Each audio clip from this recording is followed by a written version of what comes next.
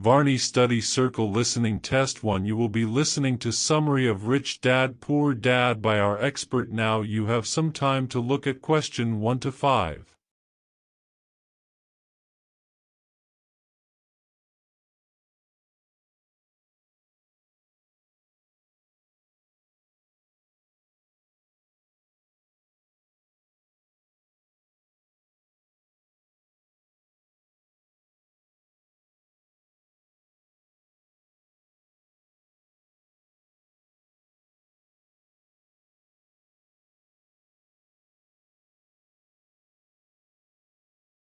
Rich Dad Poor Dad is a personal finance and self-help book written by Robert Kiyosaki. The book challenges traditional views about money, investing, and education, presenting two contrasting perspectives through the author's two dads, his biological father, referred to as Poor Dad, and the father of his childhood best friend, referred to as Rich Dad. The main lessons from the book include: assets versus liabilities. Kiyosaki emphasizes the importance of understanding the difference between assets and liabilities.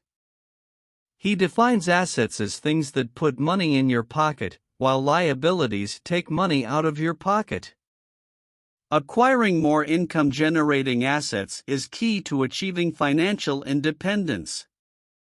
The importance of financial education. The book criticizes the conventional education system for not teaching essential financial literacy skills. Kiyosaki suggests that self-education about money, investing, and business is crucial for achieving financial success. Mindset and perspective. Rich Dad teaches Kiyosaki about the mindset of entrepreneurship, investing, and taking calculated risks. He encourages readers to think like investors and business owners rather than just employees. Now you have some time to read question 5 to 10.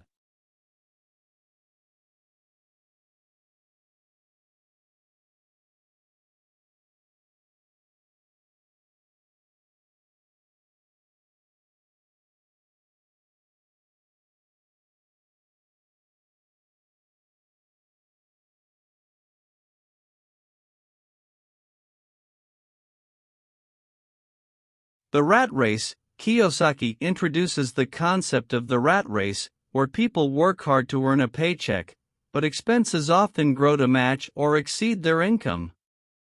He advocates for breaking free from this cycle by focusing on creating passive income streams. Investing in entrepreneurship. The book emphasizes the importance of investing in real estate, stocks, and other income-generating assets. It also encourages readers to explore entrepreneurship as a means of achieving financial independence.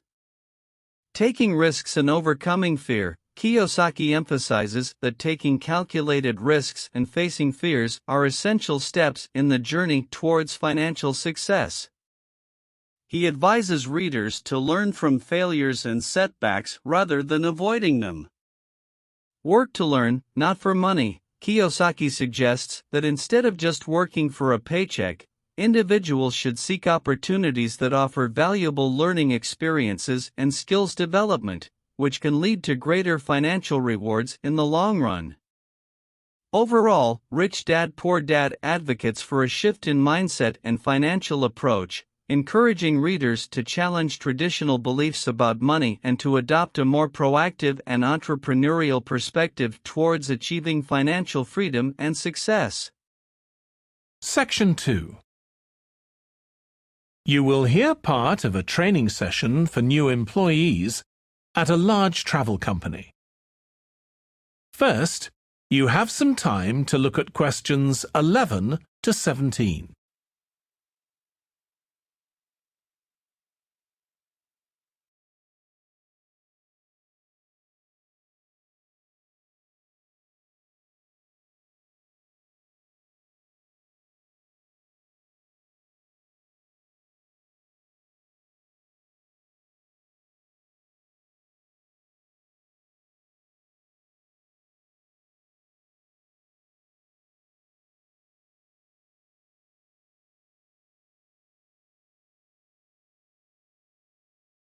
Now listen carefully and answer questions 11 to 17.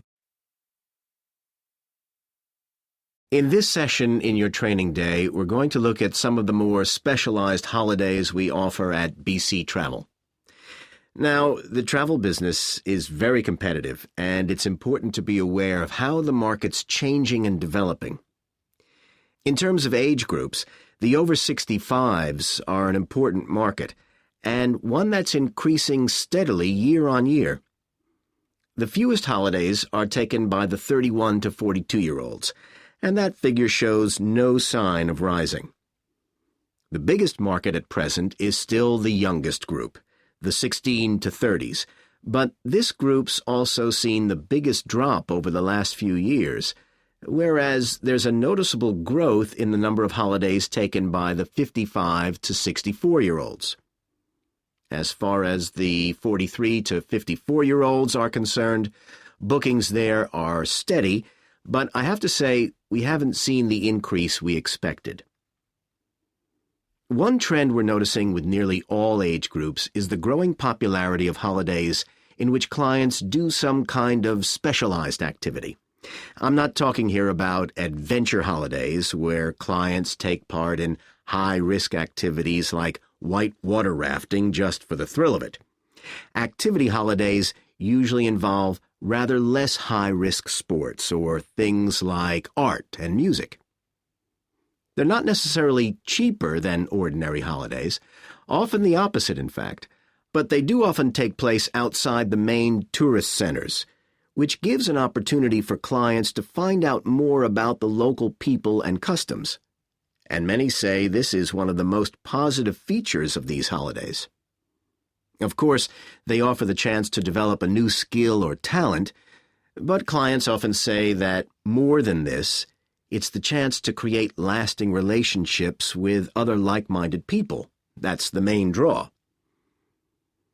Let me give you some examples of BC travel activity holidays. Our painting holidays take place in 4 different centers in France and Italy, and they're very popular with clients of all abilities from beginners onwards. We've got an excellent team of artists to lead the classes. Some of them have been with us from the start, and 5 additional ones will be joining us this year so that we can offer a greater number of classes in each center. As far as cooking holidays are concerned, I know a lot of agents offer holidays where clients cook recipes related to one particular country, usually the one they're staying in, but we focus on dishes from a great many different ones. Apart from that, you'll find the usual emphasis on good quality organic ingredients. That's more or less a given nowadays, and there are generally some meat-free recipes included. Our photography holidays take place in a wide range of countries from Iceland to Vietnam, and clients have the opportunity to see some stunning scenery. Groups are small, no more than 8, so clients can have one-on-one tuition during the holiday, and excursions are arranged with fully trained guides. At the end of each holiday, an exhibition is held of the photographs taken, so that clients can see one another's work and receive valuable feedback from the tutor. Before you hear the rest of the training session, you have some time to look at questions 18 to 20.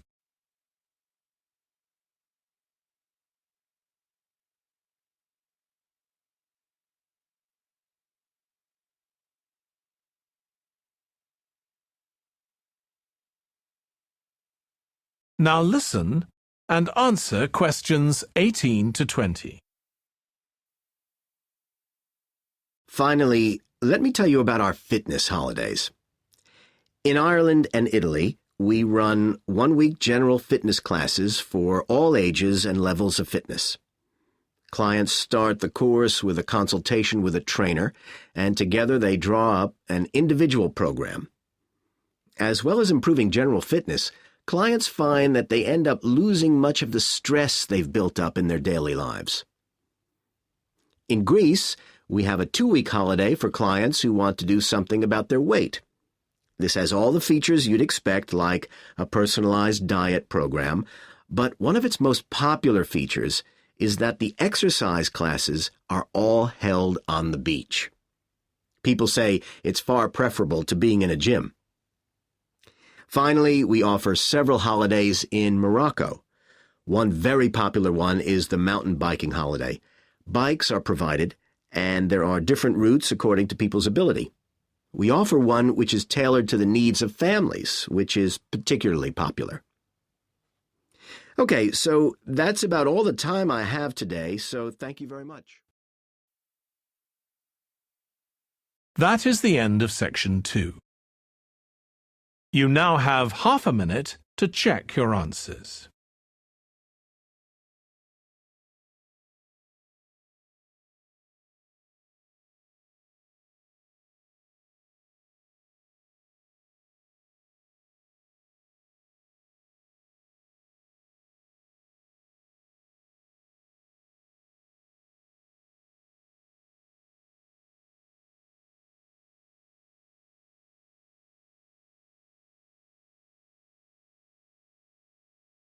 Now turn to section 3.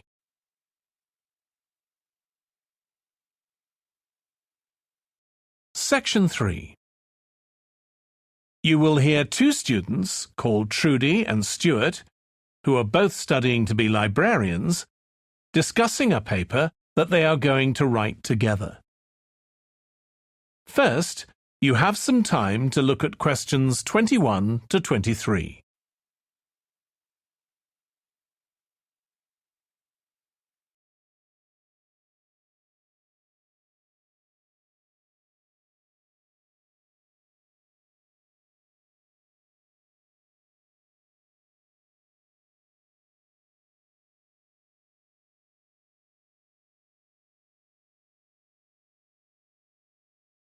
Now listen carefully and answer questions 21 to 23. OK, Stuart, we need to start planning our paper on public libraries. Have you thought of an angle yet? Well, there's so much we could look into. How libraries have changed over the centuries, for instance, or how different countries organise them. What do you think, Trudy? Maybe we should concentrate on this country and try and relate the changes in libraries to external developments, like the fact that far more people can read than a century ago, and that the local population may speak lots of different languages. We could include something about changes in the source of funding too.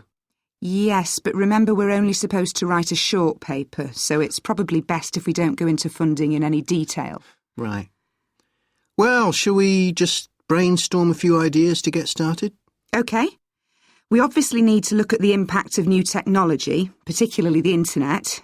Now that lots of books have been digitalised, people can access them from their own computers at home. And if everyone did that, libraries would be obsolete. Yes. But the digitalised books that are available online for free are mostly out of copyright, aren't they? And copyright in this country lasts for 70 years after the author dies. So you won't find the latest bestseller or up-to-date information. That's an important point. Anyway, I find it hard to concentrate when I'm reading a long text on a screen. I'd much rather read a physical book. And it takes longer to read on a screen. Oh, I prefer it. I suppose it's just a personal preference. I expect the libraries will go on evolving in the next few years. Some have already become centres where community activities take place, like local clubs meeting there. I think that'll become even more common. I'd like to think so. And that they'll still be serving their traditional function, but I'm not so sure. There are financial implications after all. What I'm afraid will happen is that books and magazines will all disappear and there'll just be rows and rows of computers. They won't look anything like the libraries we're used to. Well, we'll see. Before you hear the rest of the discussion, you have some time to look at questions 24 to 30.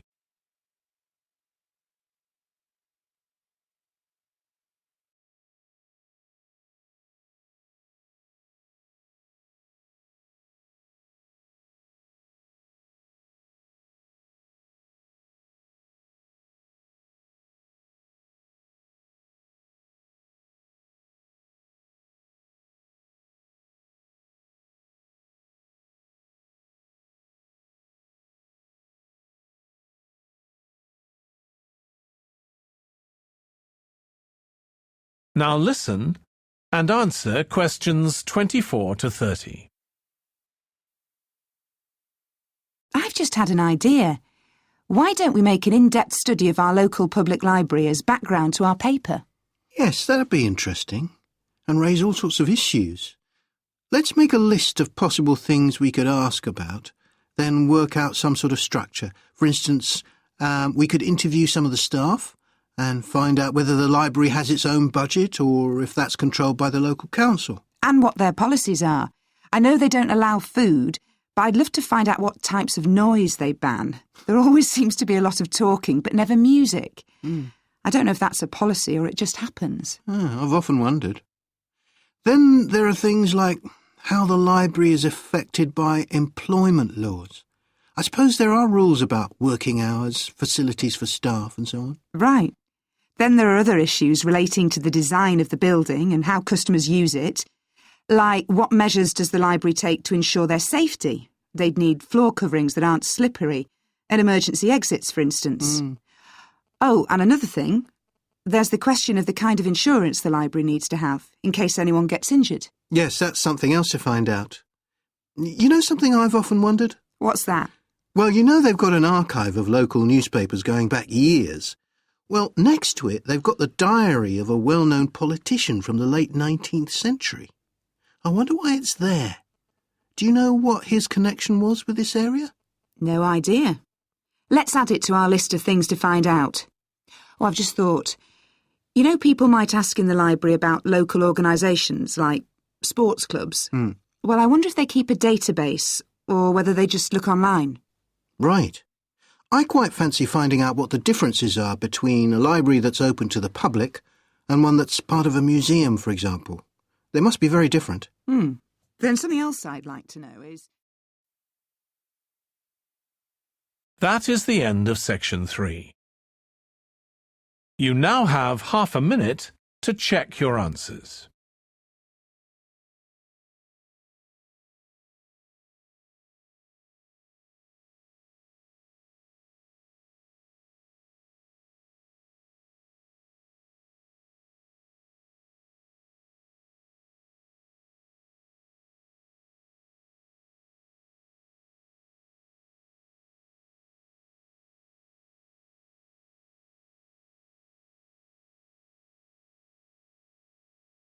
Now turn to section 4.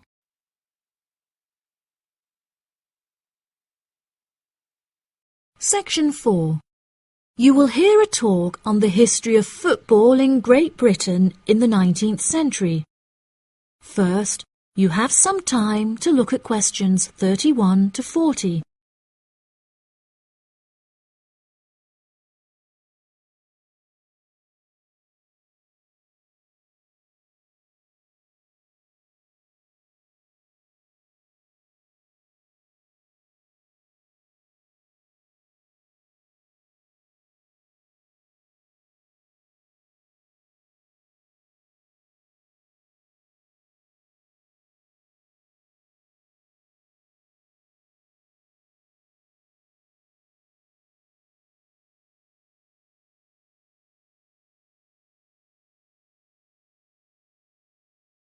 Now listen carefully and answer questions 31 to 40.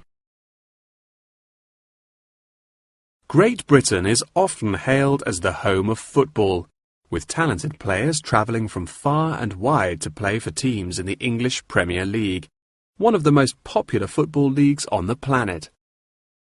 Today we are going to take a look back to the 19th century Great Britain, in an attempt to trace the evolution of the beautiful game, as it is now known.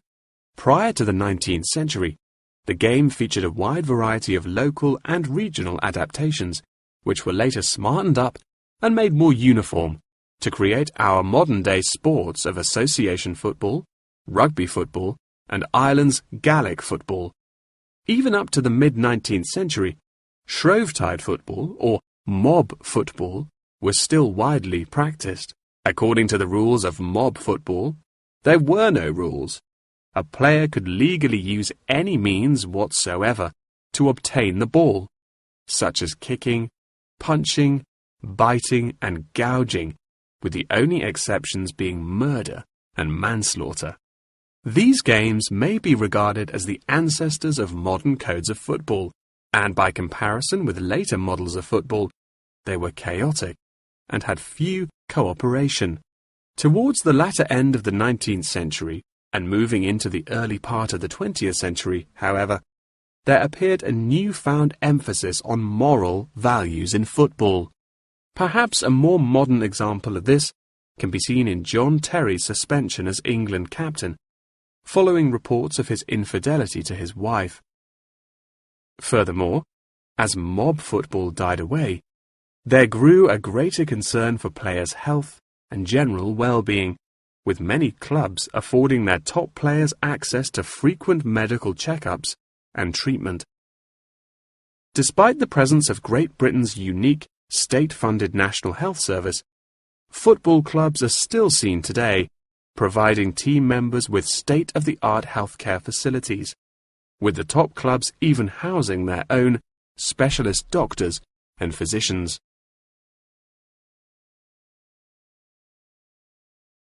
Today, football is a key feature of school children's day-to-day education, particularly for boys. With the help of football associations, all schools in the UK are boasting their own football teams. This mainly comes as a result of pressure put on schools and the government by concerned parents, who felt that football education taught their children valuable lessons and indeed vital life skills, such as teamwork and a drive to succeed. Nowadays, many of the UK's top football clubs provide training facilities and outreach programs in an attempt to educate the nation's aspiring youths. As I previously mentioned, it was only during the 19th century that football in its uniform concept truly began to emerge, with footballers previously playing according to their own versions of the rules. However, it was not until the early 20th century that different players actually began to play according to these standardized rules. Prior to the 19th century, football was played by all the major English public schools, including the likes of Eton College, Winchester College, and Harrow. In 1848, there was a meeting at Cambridge University in an attempt to lay down the laws of football.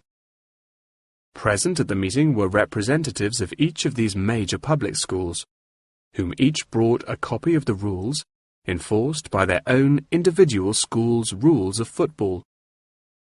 The result of the meeting was what is now known as the Cambridge Rules, thereby uniting the rules from across the country into one simple document. However, the Cambridge Rules were not liked by all, and a new set of rules, Thring's Rules, compounded in the book The Simplest Game, became commonplace among dissenters. Across the country, improvements in infrastructure and public transport had a knock-on effect of dramatically increasing attendance to football games. Football quickly became a social event where spectators would meet friends, drink tea, and chat about the good old days. As football became more and more popular, it was decided that more money should be invested in maintaining the quality of pitches, amongst other things, and there was even talk of installing seating for spectators. However, the question of who was to foot the bill quickly became a divisive issue, with many believing that the government should fund football's development as a national sport. But in the end, the onus fell upon Britain's local and regional football clubs for the funding and development of the Football Association. They became responsible for the upkeep of football grounds, began to pay their best players a small salary, and organised competitions against other local and regional teams. And there began England's Football Association, or the FA, as we know it in its current form, the governing body of football in England. As the FA continued to grow and accumulate greater wealth, it was able to attract more and more talented young men from across the country, before finally accepting professional talent in the early 20th century. Today, football is played at a professional level all over the world. Millions of people regularly go to football stadiums to follow their favorite teams, while billions more watch the game on television or on the internet. That is the end of section 4. You now have half a minute to check your answers.